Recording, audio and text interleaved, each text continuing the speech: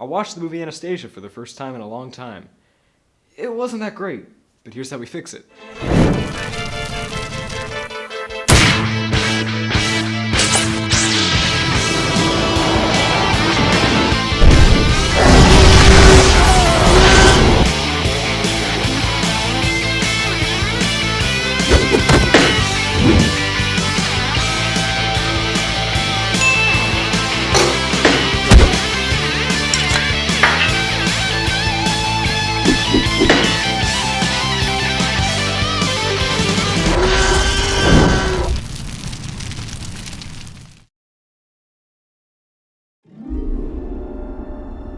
When I found you, I saw raw, untamed potential. And beyond that, a chance at something special.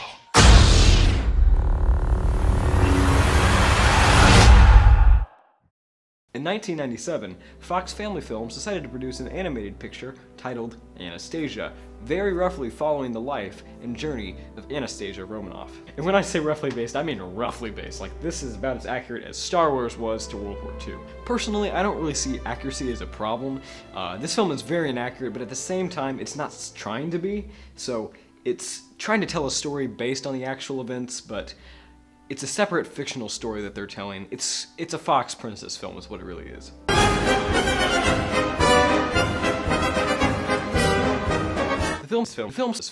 Watch this film.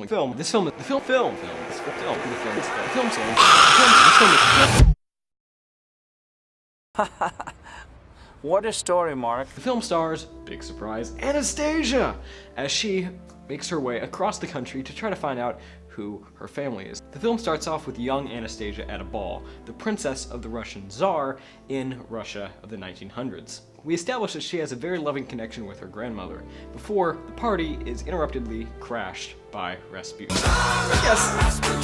Yes! That Rasputin, we'll get to him later. Rasputin somehow off-screen kills the rest of the Romanov family?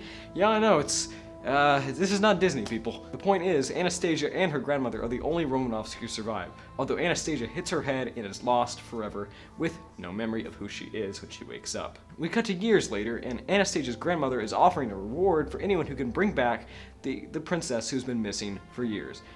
Why she's just doing this now after years, I have no clue. I don't know, people. Do you know? Next we meet Vladimir and Dmitri, who are trying to find a young girl who can impersonate Anastasia for them and able to trick her grandmother into getting them their reward. Lo and behold, we have years older Anastasia.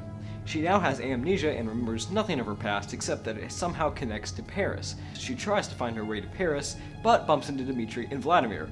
What a coincidence. The pair sees that she obviously looks a lot like the long-lost Anastasia and decides to train her up as their girl and able to get their money. Along the journey, the three become good friends, especially Dmitri and Anastasia, which a romance blossoms between the two of them.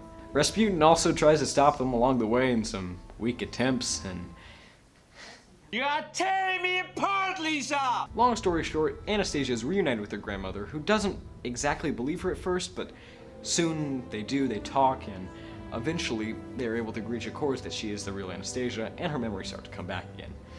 And then at the end there's some big battle with Rasputin. It's very rushed, and we'll talk about that later. Now for the problems with the film. This movie as a whole has a pretty good story. I mean, it's a really good idea, it has a ton of potential to do really well, but there's a lot of flaws in the storytelling and the filmmaking. The film suffers very much tonally.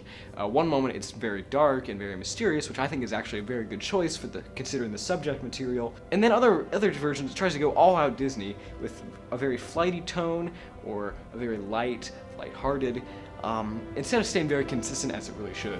The story of Anastasia has been very much shrouded in mystery for almost a century, so a very serious and mysterious tone about the film would be just about perfect. And that's some points where the film excels. I think there's some great moments in which Anastasia interacts with some of the other characters, or just her forgetfulness, and she's right on the brink. You can tell she's right on the brink of remembering something, but she's just not there yet. I also really bought the romance between Dmitri and Anastasia. I think it really worked well together. It wasn't just your old cookie-cutter romance. I mean, it just kind of develops realistically. I would also say Anastasia as a protagonist is pretty good. She's smart, she's a little feisty, she's not always exactly playing by the rules, which is interesting and good to see every once in a while. However, one word, one problem, Rasputin. One of the reasons I was excited to watch this film again was because I had learned a little bit about Rasputin as a real person. Let me tell you, he's one of the creepiest human beings you will ever hear about. Now, before I talk about the problem with Rasputin in the movie, you first have to understand Rasputin as a real person in history, so you can really see a contrast and I can get my point across. In 1912, Alexandra and Nicholas Romanov, the czars and rulers of Russia at the time, discovered that their son, Alexei, and only heir to the throne at the time, had hemophilia, a very life-threatening disease. In a mad dash to save her son, Alexandra Romanov tried many methods with doctors, priests, and even more to try to heal her son, but none of them worked. Thus, she eventually called upon Rasputin. Now, Rasputin was widely known for his interesting religious views and ideas.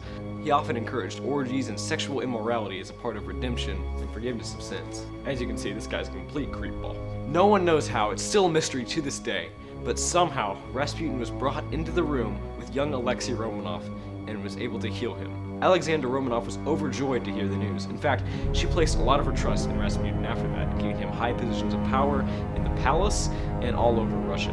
And there's theories that molestation and sexual immorality could have taken place between the two of them. Rasputin's ideals and interests became more powerfully influenced among the palace, and many people and citizens of Russia began to despise him for it. Thus, Felix Yusupov attempted to assassinate the provocative priest. To do this, Felix poisoned Rasputin's cakes and wine with cyanide. However, Rasputin ate the cakes and wine just fine, and after 2 hours, he was still alive and looking just fine. This was extremely mysterious and confused Felix so much that he just pulled out his gun and shot him right there. After taking him for dead, Felix began to celebrate, but then realized that Rasputin was yet still alive after that shot. Rasputin made a break for it and ran out into the courtyard, which Felix still shot him twice more. After taking 3 bullets and poison, Rasputin was somehow still alive. So when they finally caught up to him, the soldiers threw him into the icy rivers in which he finally drowned and froze to death. I'm sorry that took so long, but I just wanted you to get a sense of what Rasputin was like in real life in order to compare him then to what they decided to do in the movie. Here's how Rasputin's portrayed in the film. His name was Rasputin. We thought he was a holy man, but he was a fraud, power mad and dangerous. What were they thinking? They had the chance to do one of the coolest, most creepiest, most interesting villains of all time in real life, yet they went with this? I have so many fond memories of Paris. You must be kidding, aren't you? Look, I've said before that accuracy in film doesn't typically bother me as much as some people might. In fact, I don't really care if it's that historically accurate to how the events really were, because in this case, they're just telling a fictional story. However, this is how to fix Anastasia, and thus a way to fix it is actually looking at how the real events happen and taking inspiration from the source material. But this is like exchanging a filet mignon for a steak from O'Charlie's. Look, I realize that they can't do all of the creepy molestation and sick twistedness that makes up Rasputin in real life because it's a kid's film. They can't really do that. And plus, it's not the focus of the movie anyway. However, they can still capture the creepy, interesting, persuasive essence that Rasputin had in real life into this movie, and thus make him a far more compelling and interesting character. In the movie, he wants to kill the Romanovs because reasons? He has no motivation. Seriously, no motivation for Rasputin. Thus, when he tries to kill her, there's no tension. There's nothing personal about it. You know how earlier I talked about how the tone was off in this film? Well, the world building's very off. Most of the time, things are kept very realistic with Anastasia and her comrades out and about, but other times we have Purgatory and Flying Pegasus that come out of nowhere, and Rasputin's demons. I mean, his powers are never explained, so there's no tension, and we have no idea what it's capable of. All the animals, like the dog Puka, don't talk or have any personality, except for Bartok the bat for some reason. Now, he's hilarious, don't get me wrong. I'm not hating on Bartok because I think he's actually great comedic relief. He works really well, except he doesn't fit with the world building. He doesn't make sense in this world that they're in. It's a bit like if Michael Corleone in The Godfather had suddenly pulled out magic powers or something. It would be like Lord of the Rings movies establishing that creatures such as trolls, spiders, and dragons could not talk, yet in The Hobbit they suddenly... Oh, whoops. ultimately the audience is going to feel very confused as to what is possible and what is not in this world. When it comes down to it, in the film, Rasputin and Anastasia only meet up twice. Once at the very beginning for like 1 second, and then there at the very end during their confrontation and showdown. The fact that these characters have zero motivational connection, and all Rasputin wants to do is kill her, and we don't know why, it makes that whole scene completely gratuitous and have no tension whatsoever. Can you imagine if George Bailey had only met with Mr. Potter there at the very beginning of It's a Wonderful Life when he drove by in his car, and then there at the very end when he asked him for money? There'd be no emotional suspense or drama built up. We wouldn't have loved to hate Mr. Potter as a character. Or what about in Gladiator, if Maximus and Commodus had only met once at the beginning and then fought each other at the end? There'd be no conflict there, and thus their battle would be very uninteresting. So how do we fix Anastasia? We first have to fix Rasputin. To do this, we have to make him more like how he was in real life. That way, we get both a better historically accurate movie, as well as a better villain in general. I propose that we start off with a very young Anastasia. However, we stay there for a good portion of the film. In fact, maybe the first 20 minutes or so. We can see Rasputin come into the picture as a very priestly, very charismatic, charming, and persuasive, yet a bit of a creepy essence to him. Something that the real Rasputin possessed in real life. Obviously, this is a kid's film, so we can't show all the creepy molestation and sexual stuff that he did, because that's just wrong, and it's a kid's film, but we can show him healing Alexei Romanov.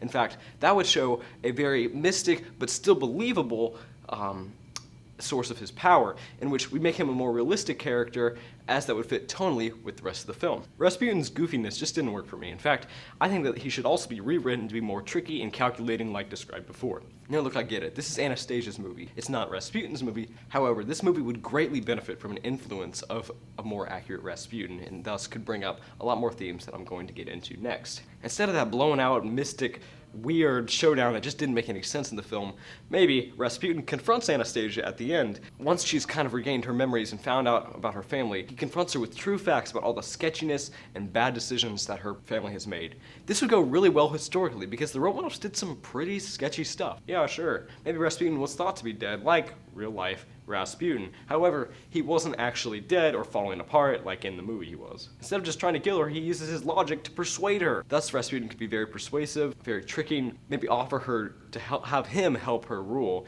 and do all this thing, or rule together, or something like that. This could bring up some really interesting and mature themes that I think adults and children both would love, about how you are not your past, you're not tied to that, and just how Anastasia searched her whole life to find out who her family was, and once she learned who they were, she doesn't want to be any part of it. I feel like that would add a new level of layer and depth to the movie and make it much more of a critical hit, as well as just a hit among audiences in general. Another thing is, I have no idea how this film was rated G. I mean, seriously, take a look at some of this stuff. Aside from the fact that Rasputin murders pretty much all the Romanov family off screen, we also find out that he is still alive and living in, I guess I can only describe the sanctuary which Thanos lives in, and Guardians of the Galaxy and the Avengers. But when he's there, we get these pleasant visuals.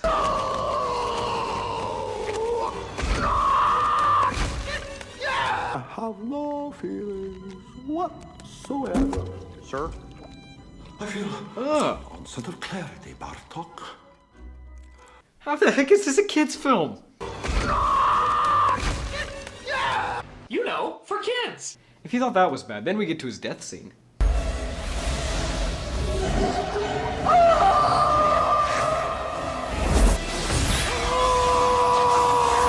a little bit... Ooh. Sweet butter crumpets!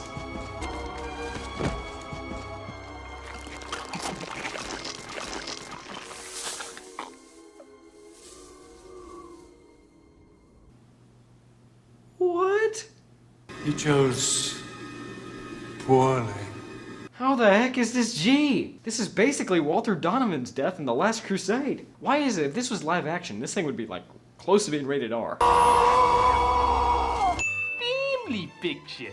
I can just see the little girls in the theater just freaking out. Scaring the little girl! Oh my gosh. The film tries really hard. It's really, really close in so many aspects. There's a few emotional scenes that do connect kind of well, but there's a lot that just don't. Its pacing is off, its tone is off, its villain is horrendous, and its world building, pfft.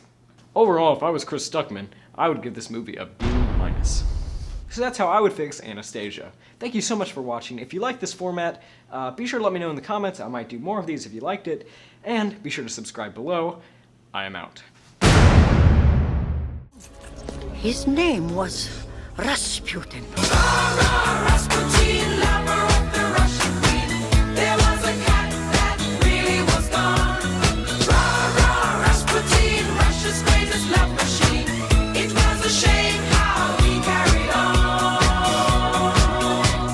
Thank you for watching, everybody. As you can see here, I've got a new set here. I've been spending a lot of money on stuff recently, and expect a new short film coming out eventually, but that's going to be really cinematic and really high quality. Let me know if you want to see more of these. I'm planning on probably doing more of these. What movies do you want to see? You want to see Star Wars The Last Jedi? I thought about that. Or Jurassic Park The Lost World? Or just a number of other things that I could be doing of movies and how to fix them. Once again, thank you so much. It's been a joy running this channel.